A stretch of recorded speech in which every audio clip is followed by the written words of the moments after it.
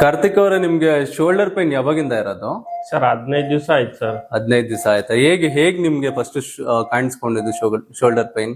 Sir cricket ಹುಡುಗರೆಲ್ಲ ಸೇರಿ cricket ಆಡೋಣ ಅಂತ ಹೋಗಿದ್ವಿ. ಓಕೆ.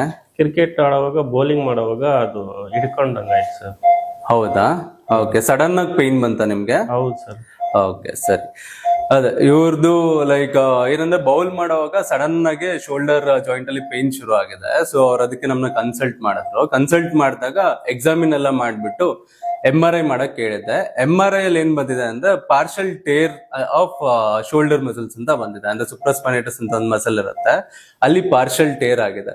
ಸೊ ಅದಕ್ಕೋಸ್ಕರ ನಾವೇನ್ ಮಾಡ್ತಿದೀರ ಅಂದ್ರೆ ಆ ಮಸಲ್ ಎಲ್ಲಿ ಟೇರ್ ಆಗಿದೆ ಅಲ್ಲಿ GFC ಅಂದ್ರೆ ಗ್ರೋತ್ ಫ್ಯಾಕ್ಟರ್ ಕಾನ್ಸಂಟ್ರೇಟ್ ಅಂತ, ಸೊ ಅದನ್ನ ಇಂಜೆಕ್ಟ್ ಮಾಡ್ತಿದೀರಿ. ಸರ್ ಅದು GFC ಅಂದ್ರೆ ಏನ್ ಸರ್? GFC ಅಂದ್ರೆ ನಿಮ್ಗೆ ನೀವು ಇವತ್ ಬೆಳಿಗ್ಗೆ ಬಂದಾಗ ನಾವು ನಿಮ್ ಬ್ಲಡ್ ಡ್ರಾ ಮಾಡಿದ್ರಲ್ಲ, ಆ ಬ್ಲಡ್ ಅಲ್ಲಿ ಫಿಲ್ಟ್ರೇಟ್ ಮಾಡಿ ಕಾನ್ಸಂಟ್ರೇಟ್ ಇದ್ ಮೇಲೆ ಕಾಣ್ತಿದೆ ಅಲ್ಲ ನಿಮ್ಗೆ ಯೆಲ್ಲೋ ಕಲರ್, ಸೊ ಅದು ಗ್ರೋತ್ ಫ್ಯಾಕ್ಟರ್ ಕಾನ್ಸಂಟ್ರೇಟ್ ಅಂತ ಅಂದ್ರೆ ಫಿಲ್ಟ್ರೇಟ್. ಅದ್ರಲ್ಲಿ ನಿಮ್ಗೆ ಗ್ರೋತ್ ಫ್ಯಾಕ್ಟರ್ಸ್ ಇರುತ್ತೆ. ಸೊ ಅದನ್ನ ಇಂಜೆಕ್ಟ್ ಮಾಡೋದ್ರಿಂದ ನಿಮ್ದು ಹೀಲಿಂಗ್ ಬೇಗ ಆಗುತ್ತೆ. ಅಂದ್ರೆ ಮಸಲ್ಸ್ ಟೇರ್ ಏನಾಗಿದೆ ಅಲ್ಲ, ಸೊ ಅದು ಬೇಗ ಹೀಲ್ ಆಗುತ್ತೆ. ಓಕೆನಾ? ಸೊ ಅದು ಇಂಜೆಕ್ಟ್ ಮಾಡಕ್ಕಿಂತ ಮುಂಚೆ ಫಸ್ಟ್ ಬೆಂಡ್ ಆಗೋ ಇಂಜೆಕ್ಷನ್ ಅಂದ್ರೆ ಲೋಕಲ್ ಅನೆಸ್ಥಿಸಿಯಾ ಕೊಟ್ಬಿಟ್ಟು ಅದಾದ್ಮೇಲೆ ನಾವು ಇಂಜೆಕ್ಟ್ ಮಾಡ್ತೀವಿ. ಓಕೆನಾ?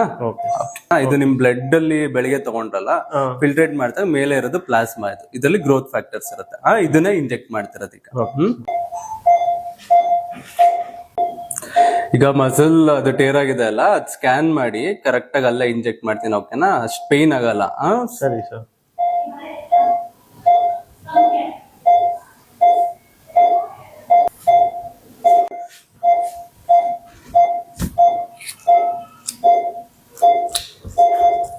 ಕಾರ್ತಿಕ್ ಅವರ ಪೇನ್ ಆಯ್ತಾ ಇಂಜೆಕ್ಷನ್ಸ್ ಕೊಡುವಾಗ? ಇಲ್ಲ ಸರ್, ಏನ್ ನೋವೇನ್ ಗೊತ್ತಾಗಿಲ್ಲ. ಹೌದಾ? ಓಕೆ. ಬೆಂಡ್ ಇಂಜೆಕ್ಷನ್ ಕೊಟ್ಟಿ ಮಾಡಿದ್ನಲ್ಲ, ಅದಕ್ಕೆ ನಿಮ್ಗೆ ಅಷ್ಟು ಗೊತ್ತಾಗ್ಲಿಲ್ಲ. ಓಕೆನಾ? ಓಕೆ.